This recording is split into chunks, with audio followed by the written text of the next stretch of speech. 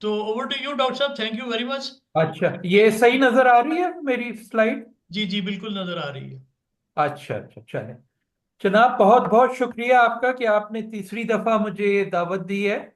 और बहुत ही आपका प्लेटफॉर्म जो है मुझे मैं जी उससे सर, बिल्कुल मुतासिर नजर आ हूँ रहा है। किस तरह आप जो है एक एजुकेटेड डिस्कोर्स को पाकिस्तान में स्प्रेड कर रहे हैं।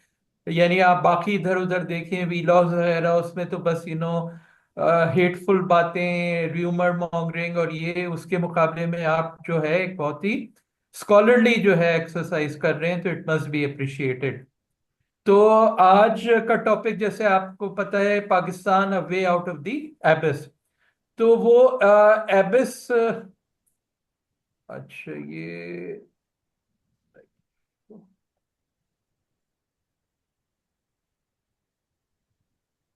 सही नजर आ रही है? जी जी। अच्छा, तो पाकिस्तान जो है मुसीबतों में फंसा हुआ है अपनी 75 साल कंप्लीट करने के बाद। और स्पेशली जो लास्ट 25 साल सिंस 2000 जो ये नई सदी शुरू हुई है, उसमें तो बेतहाशा प्रॉब्लम्स रही हैं। इकोनॉमिक स्टैग्नेंसी सबसे बड़ी प्रॉब्लम है।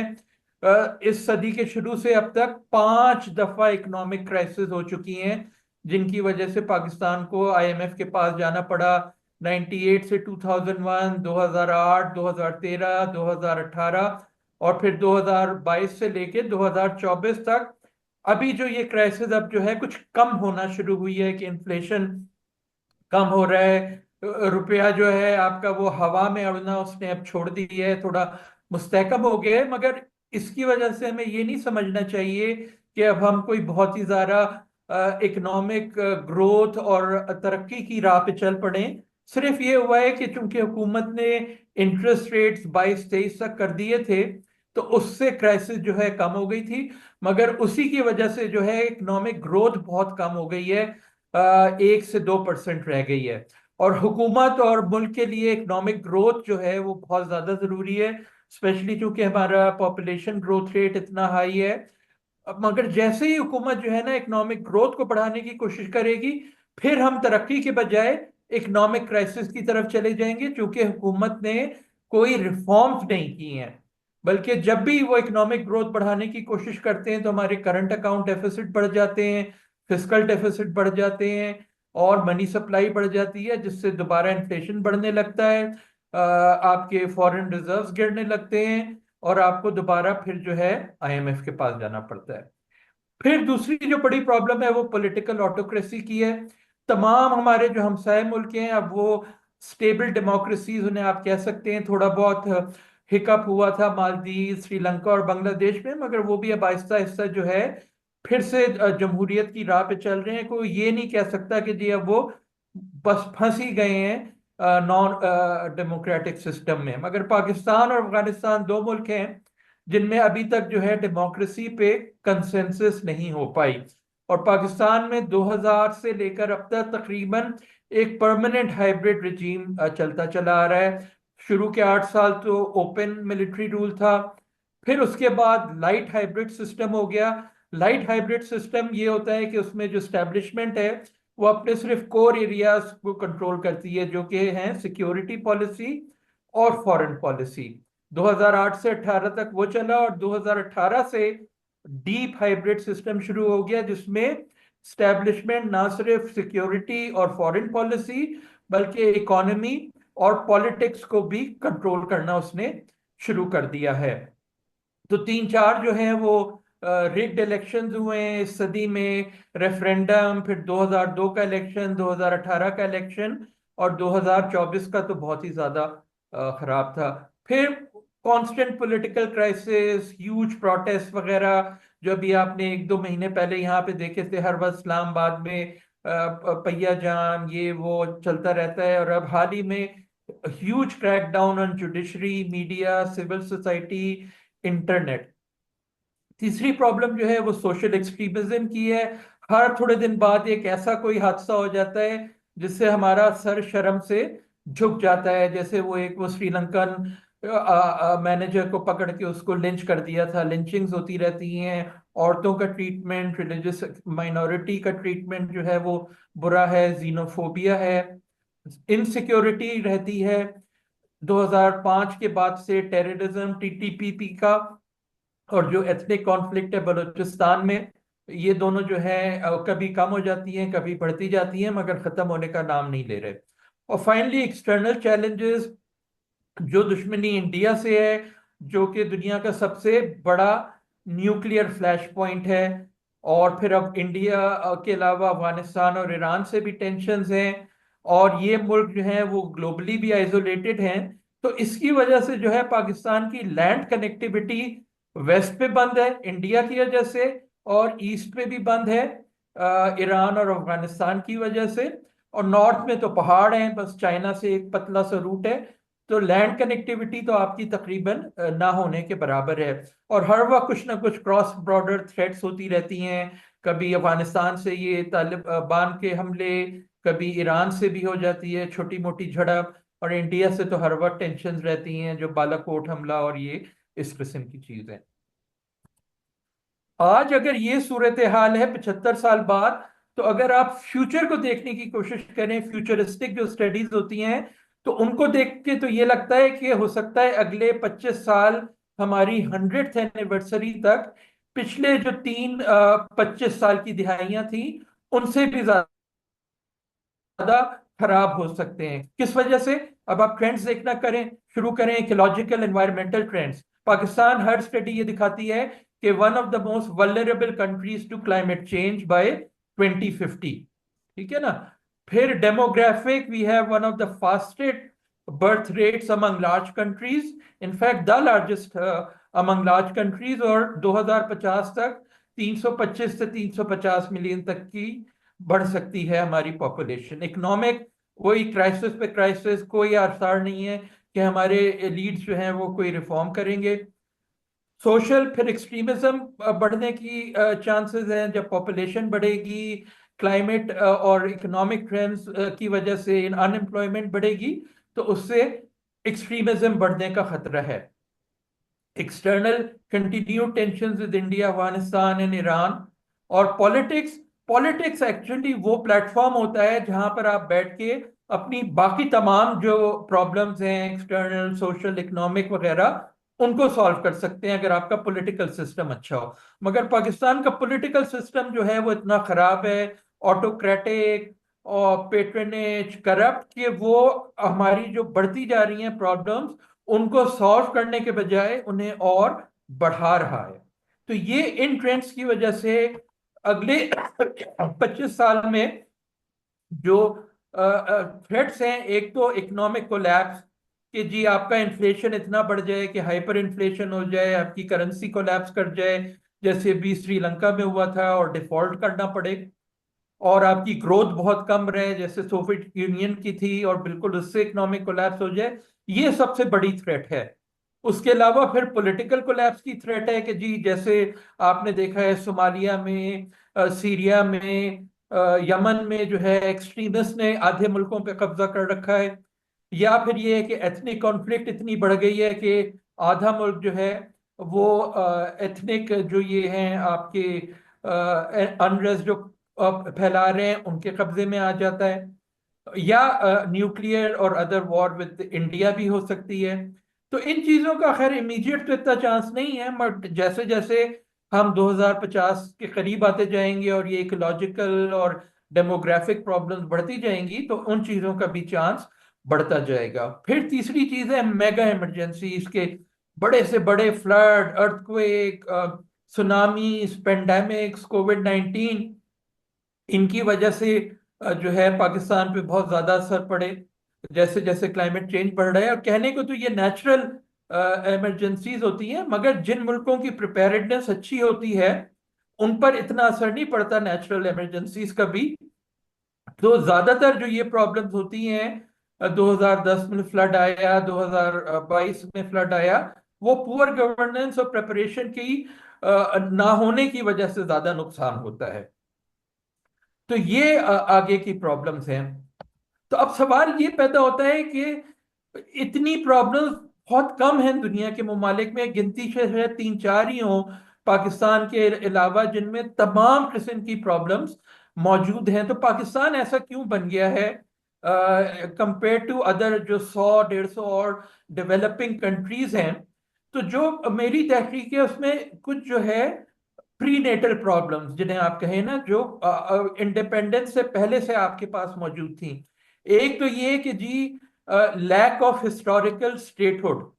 अब आप बाकी तमाम मुल्क देख लें साउथ एशियाई में, वो तकरीबन सारे के सारे जो हैं वो 100 साल से, 150 साल से, 300 साल से, 1000 साल से कायम हैं। तो उनका एक हिस्टोरिकल स्टेटहुड है। पाकिस्तान और बांग्लादेश जो हैं दो नए मुल्क हैं जो हिस्टोरिकली एग्जिस्ट नहीं करते थे।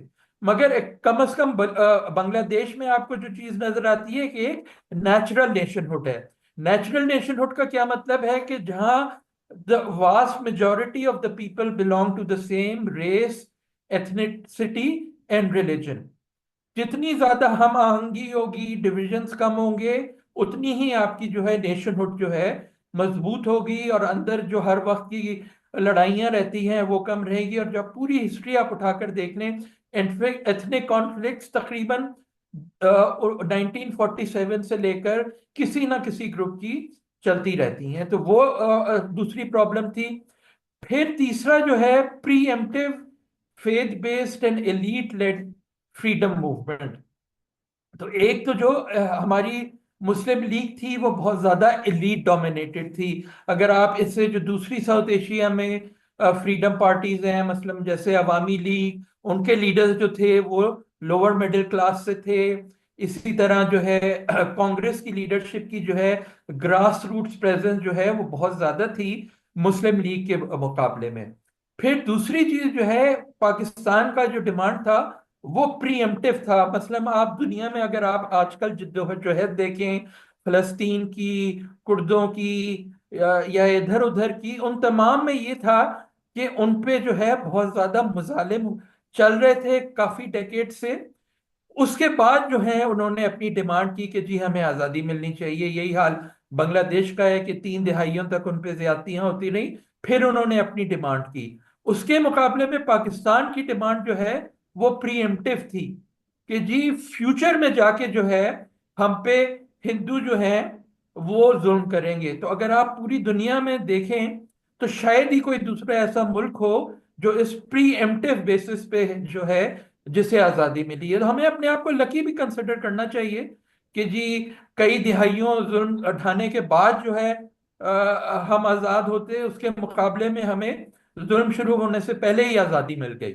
मगर ये होता है कि जब आप एक स्ट्रगल के थ्रू आज़ादी हासिल करते हैं ना, तो उससे नेशनहुड भी स्ट्रांग हो जाती है। तो वो एक बहुत ज्यादा स्ट्रांग जो है ना मोबिलाइजेशन नहीं थी हमारी इंडिपेंडेंस मूवमेंट के अराउंड। अच्छा, और फिर ये कि वो फेथ बेस्ड है जिसको बाद में जो है मैनिपुलेट कर लिया गया। हालांकि उस वक्त तो डिमांड मुसलमानों के नाम पे थी, ये नहीं थी कि कोई इस्लामिक सिस्टम वगैरह बनेगा। बट बहरहाल बाद में उसे ये इस्लामी निज़ाम वगैरह इस किस्म के आइडियाज भी उसमें आसानी से फिट कर लिए गए। फिर तीसरा मसला था कि जो हिस्से पाकिस्तान में आए, they were the most backward regions of India. सवाए कराची, लाहौर, एक दो शहरों के यही हाल ईस्ट पाकिस्तान का था, और यही हाल ज्यादातर जो इलाके वेस्ट पाकिस्तान में थे। और फिर जो ज्योग्राफिकल डिस्टेंस था 1947 में कि 1000 साल का, 1000 मील का डिफरेंस था जो दो आपके हिस्से थे। तो इस तमाम चीजों का नतीजा ये था कि पाकिस्तान को 1947 में स्टेट, नेशन, इकोनॉमी और पॉलिटी तमाम तकरीबन ऑलमोस्ट स्क्रैच से बनाने थे। ये चैलेंज जो है मैंने तमाम जो आज़ाद हुए हैं मुल्क 1940s 50s के बाद, बहुत ही कम ऐसे हैं जिनका ये हाल था। एक साउथ सुडान ऐसा है, एक लेबनान ऐसा है, और उन दोनों को मुल्कों को भी आप उठा के देख लें तो उनमें भी यही पॉलिटिकल इंस्टेबिलिटी है जो पाकिस्तान में है। तो चैलेंजेस जो पाकिस्तान के थे वो बहुत ज्यादा स्ट्रॉन्ग थे, और इन तमाम चैलेंजेस का ये नतीजा निकला कि जो ऑटोक्रेटिक फोर्सेस थी उन्होंने आसानी से जो है डेमोक्रेटिक फोर्सेस को डिफीट कर लिया। अच्छा जी। तो अब जाहिर है ये प्रॉब्लम्स हैं। तो अगर आप एक चेंज एजेंडा के बारे में सोचें तो पॉलिटिकली एक तो फ्री एंड फेयर इलेक्शंस होने चाहिए, सिविलियन सुप्रीमेसी होनी चाहिए, डीपर डेवोल्यूशन होना चाहिए, जुडिशियल फ्रीडम होना चाहिए। आप बहुत सारी और चीजें भी ऐड कर सकते हैं, मगर मैं जो चार पांच हर एरिया में सबसे इंपॉर्टेंट है उनकी बात कर रहा हूँ। Economically and to role of economic mafia, sugar mafia, land mafia, reforms to upgrade the economy, specially export, more egalitarian economic policies to benefit the poor, और फिर environmental sustainability, security को बढ़ाने के लिए addressing ethnic grievances, एक्सट्रीमिज्म खत्म करें, और जो टेररिस्ट ऑर्गेनाइजेशंस हैं उनका खात्मा करें। एक्सटर्नल में peace with India, resolution of issues with Iran and Afghanistan, balanced reciprocal ties with major powers, and rebuilding global ties. तो अब सवाल ये है कि what are the paths to change, ठीक है ना। जो अगर आप आम अखबारों में देखें, टीवी पे देखें, तो जो आइडियाज आते हैं मैं उनको क्विकली आपके सामने पेश करता हूँ। कुछ तो लोग कहते हैं जी रेवोल्यूशन ही पाकिस्तान के लिए एक वाहिद रास्ता रह गया है, मगर अगर आप रेवोल्यूशंस की हिस्ट्री देखें तो रेवोल्यूशंस जो हैं उनसे ऑटोक्रेटिक गवर्नमेंट्स को गिराना के लिए तो वो बहुत अच्छा टूल होता है, मगर रेवोल्यूशन से इमीडिएटली जो है गुड गवर्नेंस नहीं आती। चाहे आप फ्रांस में देख लें, फ्रांस में भी 1798 में रेवोल्यूशन आया था, उसके 100-150 साल बाद जाके जो है गुड गवर्नेंस आना शुरू हुई। चाइना को देख लें, 48 से 78 तक बुरा हाल था, फिर जाके अच्छी गवर्नेंस आना शुरू। इसी तरह जितने रेवोल्यूशन आए उनसे फॉरेन गुड गवर्नेंस नहीं आ जाती। तो अब मसला ये है कि पाकिस्तान में फुल ऑटोक्रेसी तो नहीं है, एक है डीप किस्म की ऑटोक्रेसी जिसको रेवोल्यूशन से हटाना इतना आसान नहीं होता। तो रेवोल्यूशन तो मेरा ख्याल है इतना कोई बहुत ज्यादा मुनासिब सहूलत नहीं है। और आप बड़े बड़े जो रेवोल्यूशंस आए हैं उनकी एक तो खसूसियत ये होती है कि ऑटोक्रेटिक जो गवर्नमेंट है वो खत्म हो जाती है, बादशाहत वगैरह। मगर जो बड़े बड़े रेवोल्यूशंस आए हैं उनमें एक और खसूसियत होती है कि जो ओल्ड ऑर्डर आर्मी है उसका कलाकमा हो जाता है। यानी रशिया में जो जारिस्ट आर्मी थी उसका खात्मा हो गया, चाइना में जो पुरानी आर्मी थी उसका खात्मा हो गया, ईरान में जो शाह की आर्मी थी उसका खात्मा हो गया। अब ये मसला ये है कि ये जो मुल्क थे इनमें से कोई भी जो है वो न्यूक्लियर आर्म नहीं था। अब एक न्यूक्लियर आर्म मुल्क की अगर आर्मी कोलैप्स करे तो आप इमेजिन कर सकते हैं कि क्या जो है केओस फैल सकता है। तो रेवोल्यूशन, अच्छा इसी तरह फिर स्ट्रीट प्रोटेस्ट भी से भी यही होता है कि एक हुकूमत को आप हटा देते हैं, मगर इसका ये मतलब नहीं है कि गुड गवर्नेंस फौरन इम्प्रूव हो जाए। बांग्लादेश में स्ट्रीट प्रोटेस्ट से हटे, अभी तक जो है गहमा गहमी चल रही है। श्रीलंका में तमाम जो स्ट्रीट प्रोटेस्ट हुए हैं उनसे गवर्नेंस नहीं बढ़ती। फिर कुछ लोग बात करते हैं जी आर्मी रूल का, अब वही तो मेरे ख्याल में मसले की जड़ रही है। तो जो जड़ है मसले की उसी को सोल्यूशन के तौर पे पेश करना। कुछ लोग टेक्नोक्रेटिक रिजीम्स की बात करते हैं, उनकी भी कोई हिस्ट्री ज्यादा अच्छी नहीं है। हाइब्रिड रूल भी हमने देख लिया है पिछले 15-20 साल से। वन पार्टी रूल चाइना और वियतनाम में तो खासा कामयाब रहा है, सिंगापुर में भी। मगर मसला ये है कि वन पार्टी रूल पाकिस्तान में कौन सी पार्टी के आप हवाले करते हैं मुल्क? कोई एक ऐसी पार्टी है जिसे आप देखकर कह सकें हाँ जी ये इतनी अच्छी है कि बस इसके हवाले अगर आप पाकिस्तान को कर देंगे तो बस यहाँ तरक्की तरक्की होगी? अब जो 3-4 बड़ी बड़ी पार्टीज हैं उनको एक के बाद एक हमने 2008 के बाद देख लिया है, अब किसी की भी परफॉर्मेंस कोई बहुत ज्यादा अच्छी नहीं थी। तो कोई ऐसी पार्टी, अब ये चाइना और वियतनाम की जो वन पार्टी रूल थी ये इनके रेवोल्यूशन से इमर्ज हुई, उनकी ग्रास रूट्स प्रेजेंस थी उस स्ट्रगल की वजह से, और उसके बावजूद दोनों मुल्कों में जो है 3-4 दिहाइयां लगी गुड गवर्नेंस तक पहुंचने में। ठीक है ना। तो अब कौन सी पार्टी ऐसी है जिसकी ग्रास रूट्स हो और उसको दे भी दिया, तो अगर 3-4 दिहाइयां लगेंगी तो फिर पाकिस्तान का क्या हाल बनेगा? तो वो भी कोई सोल्यूशन नहीं है। फिर कुछ लोग कहते हैं प्रेसिडेंशियल सिस्टम ले आओ, प्रोपोर्शनल रिप्रेजेंटेशन ले आओ, टर्म्स एंड फैमिली लिमिट्स लगा दो। ये तो ऐसे है कि आप एक एस्प्रीन जो है ना उससे आप कैंसर को हल करने की कोशिश करें। प्रेसिडेंशियल सिस्टम भी हमने देख लिया है, जब भी मार्शल लॉ होता है प्रेसिडेंशियल सिस्टम ही होता है। प्रोपोर्शनल रिप्रेजेंटेशन भी जिन मुल्कों में कोई जरूरी नहीं है उनके हालात हमसे बेहतर हो, कुछ लोग कहते हैं थियोक्रेसी, तो उनका हाल भी आप देख लें, ईरान, अफगानिस्तान, सूडान वगैरह की बुराई ही है। और फाइनली जो है फिर ये कि कोई पॉपुलिस्ट मसाया के पीछे जो लोग हैं वो भागते रहते हैं। हमारी हिस्ट्री में बहुत सारे हैं, मगर उनकी भी जो है गवर्नेंस जब उन्हें मिली तो कोई बहुत ज्यादा अच्छी नहीं थी। और जो लास्ट है, जिस ऑप्शन को मैं प्रेफर करता हूं, वो है डीपनिंग डेमोक्रेसी। तो अब इसको अगर हम देखें, where will impetus for democratic change come from, इसमें जो है ना बहुत सारे, अभी जैसे मैंने पॉपुलिस्ट मसाया की बात की, लोग उम्मीद करते रहते हैं कि बस जी कहीं से एक सिंसियर और ऑनेस्ट लीडर कहीं से आ जाए तो बस पाकिस्तान के वारे न्यारे हो जाए। तो जो चीज समझने की है कि लीडर्स जो है ना वो आसमान से पैराशूट करके नहीं आते, वो सोसाइटीज ही में से इमर्ज करते हैं। और वो इमर्ज करते हैं उन सोशल ग्रुप्स में जो कि जिन्हें बहुत ज्यादा शिकायत हो करंट सिस्टम से, जो अपने आप को मोबिलाइज और ऑर्गेनाइज करना शुरू करें, उनमें से फिर जो है लीडर्स उभरते हैं और वो फिर जो है चेंज लाते हैं। ठीक है ना। अब आप जैसे देख लें पाकिस्तान मूवमेंट को, मुसलमानों को कुछ ग्रीवियंसेस थी, 1906 में जो है ये बनी मुस्लिम लीग, और फिर 1940 में जाके उसमें से एक ऐसा लीडर इमर्ज हुआ जिसने आपको आजादी दिलवा दी। तो ठीक है ना। तो लीडर्स ऐसे आसमान से नहीं गुजरते गिरते, वो एक सोशल ग्रुप्स की ऑर्गेनाइजेशन और मोबिलाइजेशन में से जो है वो उभरते हैं। तो अब अगर आप ये देखना चाह रहे हैं कि अच्छी लीडरशिप जो है वो कितनी जल्दी पाकिस्तान में आ सकती है, तो जो चीज आपको देखनी है वो ये देखनी है कि वो कौन से सोशल ग्रुप्स हैं जो कि सोशल चेंज ला सकते हैं पाकिस्तान में, और जो स्टेटस को ग्रुप्स हैं उनको टॉपल कर सकते हैं। मसला हमारे स्टेटस को ग्रुप्स कौन है? लैंडेड और commercial elite, retrogressive, corrupt, backed by the establishment, इसको आप स्टेटस को कह सकते हैं, जिनकी हुकूमत रही है। ठीक है ना। अब इसमें चेंज ग्रुप्स कौन से हो सकते हैं?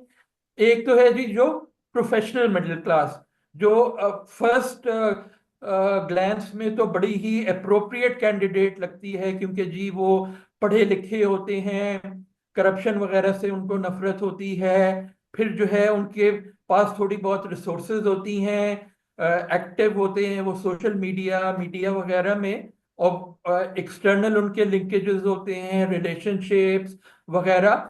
तो पहली क्लास में तो प्रोफेशनल मिडिल क्लास जो है वो आइडियल आंसर लगता है। मगर मसला ये है कि प्रोफेशनल मिडिल क्लास ने, it has actually already found a path to electoral win. ठीक है ना। अगर आप पाकिस्तान में देखें तो एमक्यूएम जो है वो 2-3 दफा जीत के आई इलेक्शंस में।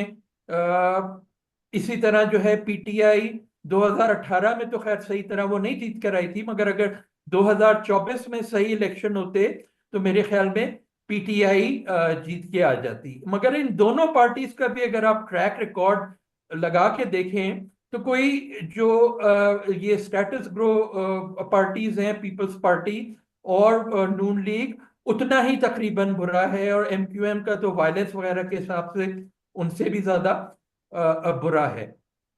तो इसकी वजह क्या है कि मिडिल क्लास जो है वो प्रॉपर जो है लीडरशिप नहीं प्रोवाइड कर पाती। उसकी सबसे बड़ी वजह ये है कि जो हमारी प्रोफेशनल मिडिल क्लास है उनका जो है मासेस से लिंकेजेस बहुत वीक हैं, और वो जो है उनकी प्रॉब्लम्स को अंडरस्टैंड नहीं करते।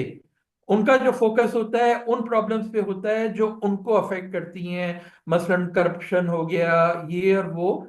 तो वो बस जो है ये सुपरफिशियल इश्यूज पे जो है फोकस करती हैं, और डीप किस्म की जो स्ट्रक्चरल चेंजेस चाहिए पाकिस्तान को, उसके बारे में उनको कुछ पता नहीं होता। और इसकी एक सबसे बड़ी हिंट है, आप ये देखें कि हमारे कम से कम मेरे जो रिश्तेदार हैं, दोस्त हैं, और जो कोलीग्स हैं, वर्किंग कोलीग्स हैं, उनकी source of information about Pakistan politics and economy कोई बहुत ज्यादा डीप स्टडी वगैरह नहीं होती। उनकी जो सोर्सेज ऑफ इंफॉर्मेशन है वो सोशल मीडिया, वीलॉग्स और टीवी प्रोग्राम्स होते हैं, जिनमें बहुत ही सुपरफिशियल किस्म की एनालिसिस होती है। ठीक है ना। और इस डीप नॉलेज की ना होने की वजह से उनको हमेशा जो है पॉपुलिस्ट मसायास की तलाश रहती है कि काश कोई आसमान से अगर उतर कर आ जाए तो बस हमें वो जो है तरक्की करवा दे। और यही हाल था कि जी मसलन अल्ताफ हुसैन की ब्लाइंड फॉलोशिप थी, इसी तरह जो है इमरान खान की भी ब्लाइंड फॉलोशिप थी। एक डीप अंडरस्टैंडिंग पे जो होती है ना, वो नहीं निकल के देती मिडिल प्रोफेशनल मिडिल क्लास से। तो दूसरा जो ग्रुप है वो neo liberal big business groups जो हैं। अगर आप दुनिया में देखें तो ये चीज आपको इंडिया में भी नजर आ जाएगी। जो इस वक्त बीजेपी की कोalition है, ये तमाम जो इंडिया के बड़े बड़े अंबानी ग्रुप और अदानी ग्रुप और टाटा वगैरह, ये सारे जो हैं बीजेपी को सपोर्ट करते हैं। और क्यों सपोर्ट करते हैं? क्योंकि बीजेपी जो है ऐसी पॉलिसीज अडॉप्ट करती है जिससे सबसे ज्यादा फायदा जो है वो बिग बिजनेस को हो। अब हमारे यहाँ भी जो ये पार्टीज हैं पीएमएलएन और जो खास तौर पे वो भी बिजनेसेस को सपोर्ट करती है, मगर एक फर्क है। बीजेपी उन बिजनेसेस को सपोर्ट करती है जो ग्लोबली कंपेटिटिव हैं। पाकिस्तान में पीएमएलएन उन बिजनेस ग्रुप्स को सपोर्ट करती हैं जो सिर्फ आपके टैक्स इवेजन सब्सिडीज वगैरह पे चलती हैं और जो ग्लोबली compete नहीं कर सकती। तो ठीक है, उसमें नियो लिबरलिज्म में कम से कम ये तो होता है कि जी हर वक्त की जो ये क्राइसिस है ना, कि हर 3 साल बाद आपको आईएमएफ के पास जाना पड़ता है, वो तो नहीं होता। वो इतना एक्सपोर्ट से अर्न कर लाते हैं। बट ये होता है कि उसमें भी जो है फिर गरीबों पे इतनी तवज्जो नहीं दी जाती। यही हाल जो है वो बांग्लादेश में था। और फिर इससे ये होता है कि थोड़े दिन तो हालात अच्छे चलते रहते हैं, मगर जैसे अब बांग्लादेश में एकदम से वो एक सेमी रेवोल्यूशन सा आ गया, क्योंकि गरीबों को ये फील हो रहा था कि जो तरक्की हो रही है बांग्लादेश में उससे हमें तो फायदा हो ही नहीं रहा इतना। तो ये उनको भी अगर आप देख लें, इस चीज की भी जो उम्मीद है ना, पाकिस्तान में बहुत कम है। क्योंकि ऐसे ग्रुप्स जो ग्लोबली कंपेटिटिव हों वो बहुत कम है। कोई ऐसी पार्टी नहीं है जो उनके इंटरेस्ट को रिप्रेजेंट कर रही है। थोड़ी हद तक आप कह सकते हैं कि अब जो ये अवाम पार्टी है, शाहिद खाकान अब्बासी और मिफ्ता इस्माइल की, अगर आप उनकी बातें सुने ना, तो वो यानी पीएमएल और पीपीपी से तो बेहतर बातें करते हैं, मगर उनकी नियो लिबरल आइडियोलॉजी है जिससे ज्यादा फायदा जो है वो रिच का होता है और गरीब जो है आहिस्ता आहिस्ता जो है इनइक्वालिटी बढ़ती रहती है। तो अवाम पार्टी आपके ख्याल में जीत सकती है अगले 5 साल में, 10 साल में, 15 साल में, अनलेस के स्टैब्लिशमेंट उसे भी उसी तरह सपोर्ट करे जैसे कि पीएमएलएन को और पीटीआई और पीपीपी वगैरह को मुख्तलिफ स्टेजेस पे वो सपोर्ट कर सकें। तो इस वक्त तो उनकी अपने तौर पे जीतने की कोई उम्मीद नहीं है। फिर जो एक और ग्रुप है वो इस्लामिस्ट हो सकते हैं। और वो जो है दो तरीकों से आ सकते हैं इन पावर। एक तो बाय फोर्स, जो कि टीटीपी का तरीका है। उसकी भी अब उम्मीद बहुत कम है। एक जमाना था जब वो 60 मील दूर रह गए थे इस्लामाबाद से।